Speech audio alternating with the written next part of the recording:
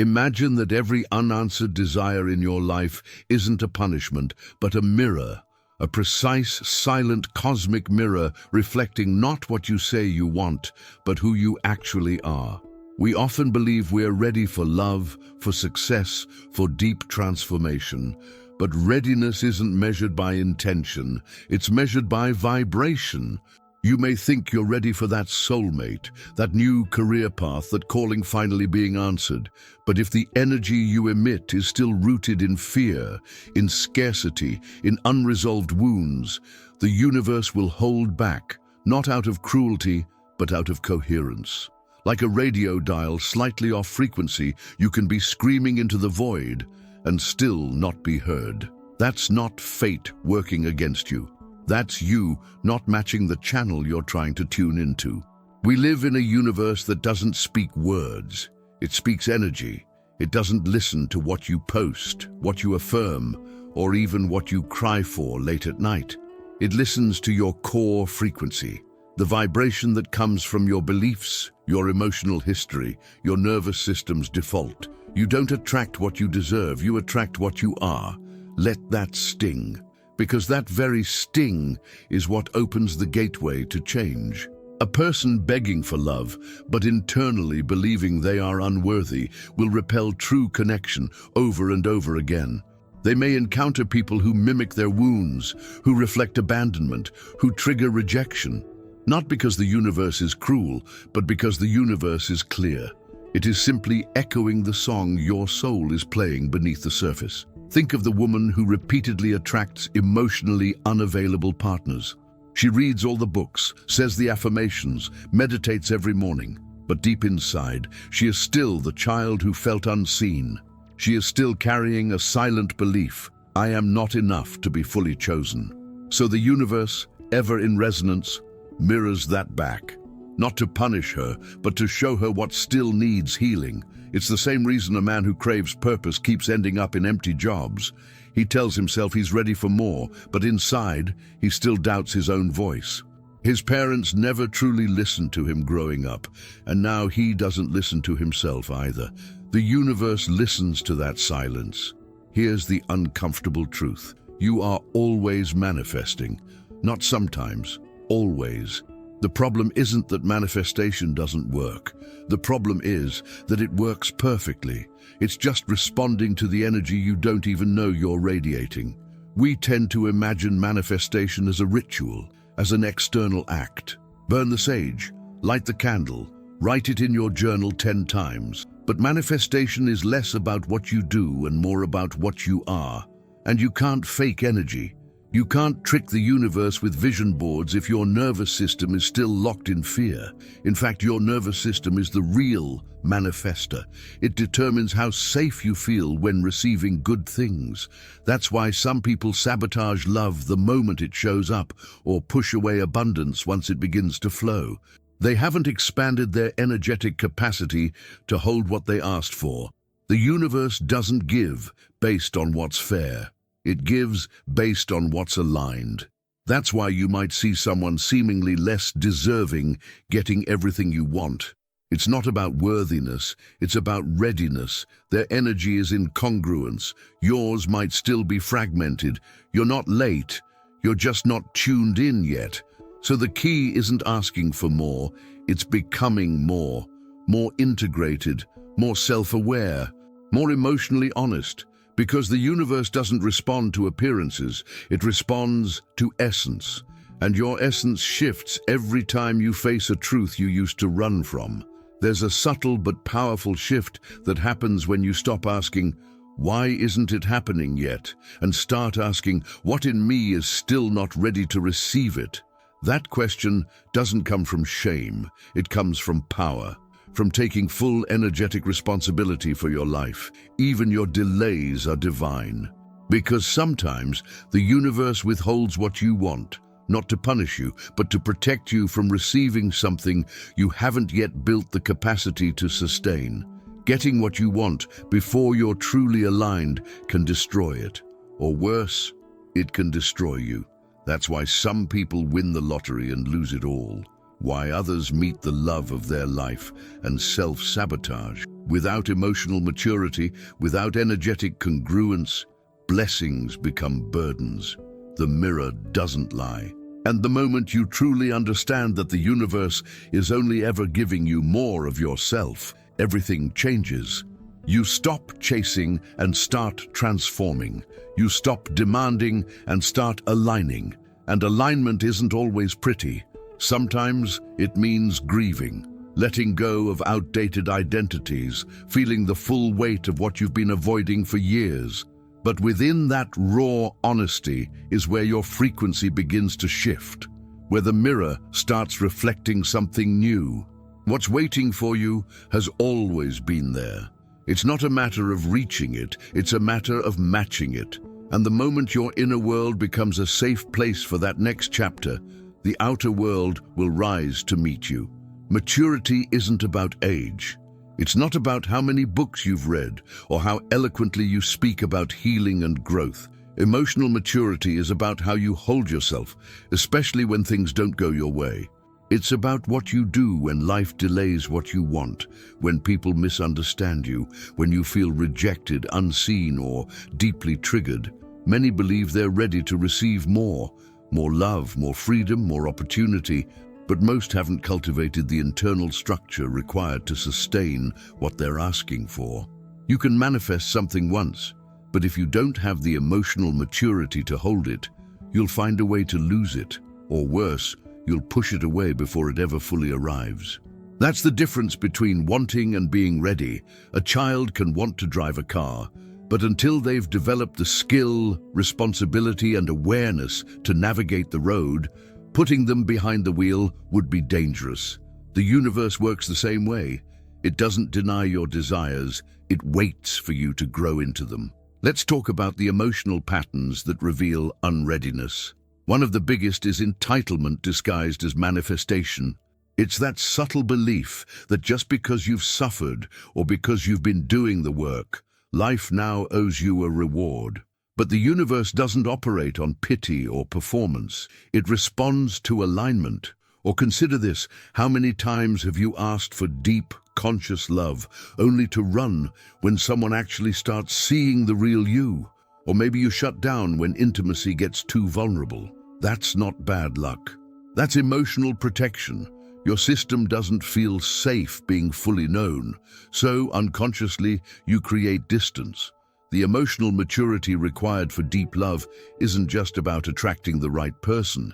It's about being open and steady enough to receive that love without collapsing or controlling.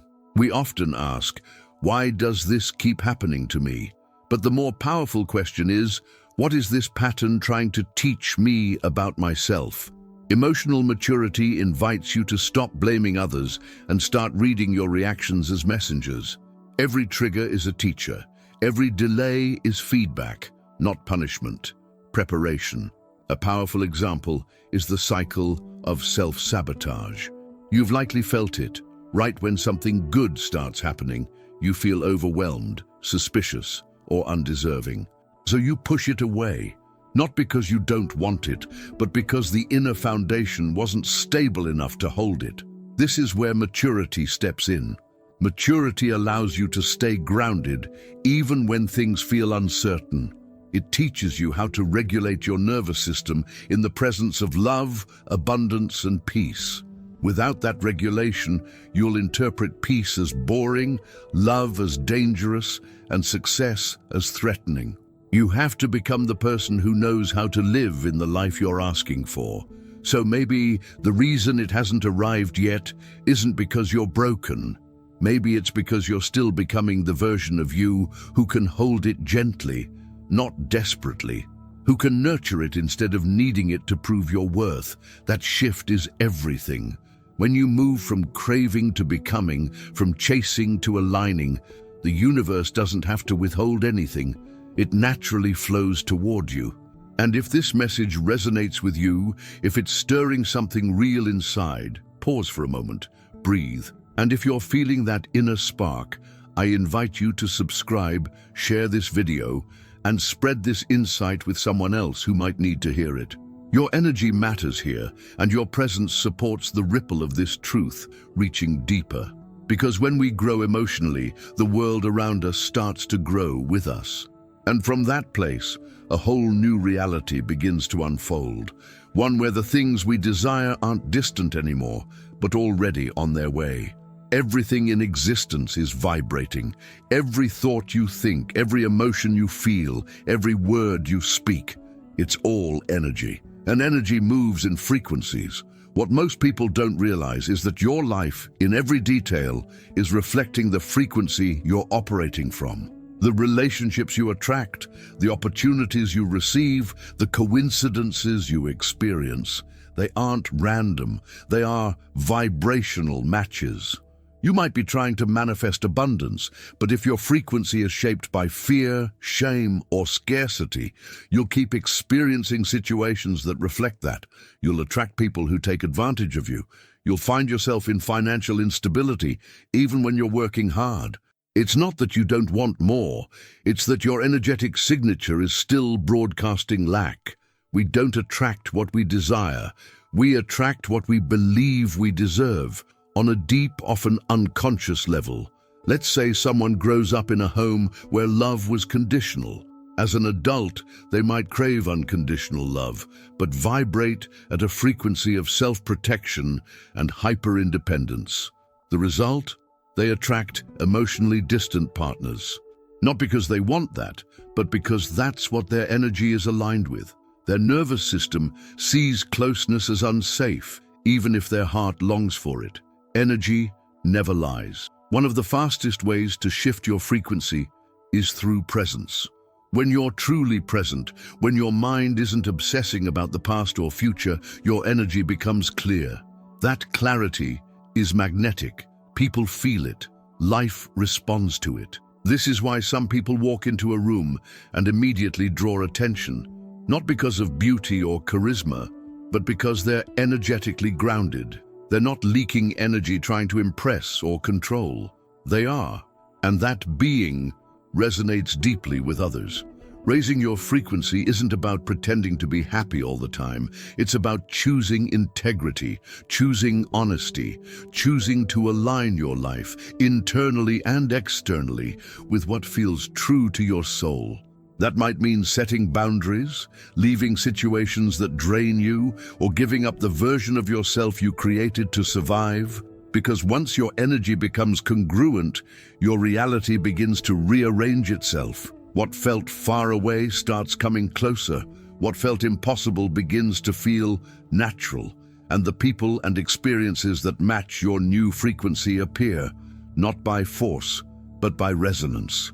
And in that space, something incredible begins to awaken, something the rational mind can't control, but the soul recognizes instantly. Have you ever felt like life was teasing you? Like something you deeply wanted was almost within reach, then suddenly slipped away? That relationship that seemed promising but faded? That job opportunity that was nearly yours? That breakthrough moment that came and went? It's easy to feel like the universe is playing games. But what if these moments are actually tests of resonance, silent check-ins from the universe asking, are you really ready? This is the power of synchronicities and signals. The universe is always speaking, but rarely in words. Instead, it whispers through patterns, symbols, and subtle alignments that many ignore or dismiss. A number that keeps showing up. A stranger repeating the exact phrase you've been thinking about. A door closing so abruptly that it forces you to pause. These are not coincidences. They are mirrors and messages. Let's take an example. Imagine someone who has been longing for deep, soulful love. They've done the work, or so they believe, and then someone appears, magnetic, vulnerable, real. The connection is undeniable, but within days anxiety rises, old fears surface, doubts take over. Suddenly they sabotage the connection, convincing themselves it wasn't the right time. That person wasn't a mistake. They were a signal, an opportunity to rise into a higher emotional frequency. Or think of someone who's been dreaming of starting their own business. They finally get an unexpected offer of support or a rare opportunity, but instead of taking it, they freeze. Delay, distrust. Their reaction exposes the gap between what they say they want and what they actually believe they deserve. Here's the truth most people don't like to hear. The universe doesn't just give, you have to respond. Every synchronicity is a conversation, and the way you respond is your part of that dialogue. The almost moments aren't punishments, they're alignment checkpoints. They show you exactly where your energy almost matched the life you're calling in, but not quite. They're sacred reflections, invitations to get clearer, more stable, more honest. Because when your signal becomes strong and consistent, when your energy no longer flickers with fear or doubt, the universe doesn't hesitate. It doesn't test, it delivers. And sometimes the most powerful shift happens not when something shows up, but when you finally become still enough to recognize what's always been trying to reach you. What if everything you're trying to reach is already trying to reach you, but it can't find you because you're not home within yourself? This is the hidden truth behind receiving. It's not about chasing, asking louder, or doing more. It's about aligning your inner world so fully that what you seek doesn't have to fight through confusion, fear, or resistance to get to you. Self-alignment is not a concept, it's a frequency, a way of being. And when your energy is in integrity, the universe flows effortlessly in your direction. But alignment begins with honesty. Most people say they're ready to receive love, abundance, clarity, purpose, but deep down, they're still waiting for permission.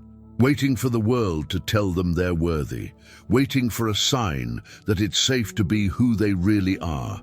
So instead of aligning with what they truly desire, they align with what they believe is acceptable, and then wonder why their life feels flat, repetitive, disconnected. The truth is, you cannot receive fully while rejecting parts of yourself. Think about it.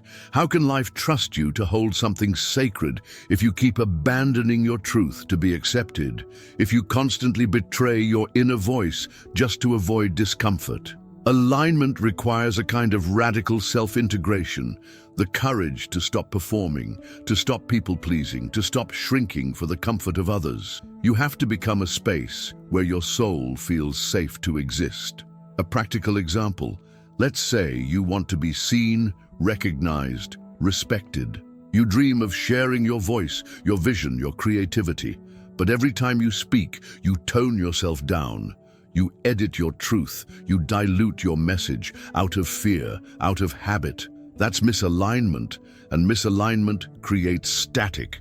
The universe doesn't ignore you, but it mirrors the version of you that's showing up, not the one hidden beneath the surface. Now imagine doing the opposite, showing up raw, real, grounded. No more performing, no more begging to be chosen, just being. With all your light and all your shadows integrated. That energy is magnetic, that energy is trustworthy. That's the moment the universe says, finally, you're home. Alignment also means letting go, not just of things or people, but of the version of yourself that was built to survive. The part of you that clung to roles, identities, and masks just to feel safe. That version got you here, yes, but it can't take you further, because the next version of your life requires a next version of you. And that version isn't something you create, it's something you uncover. You don't become her or him by striving. You become it by remembering, by returning to your essence, by shedding the noise until all that remains is what's real. From this place, receiving becomes natural, not forced. You don't chase, you attract. You don't beg, you embody. And life responds, not because you manipulated energy, but because you became the energy that your future self already lives in. So the question shifts from how do I get what I want to how do I return to who I truly am? Because in that return, everything you thought was far away begins to meet you right where you are.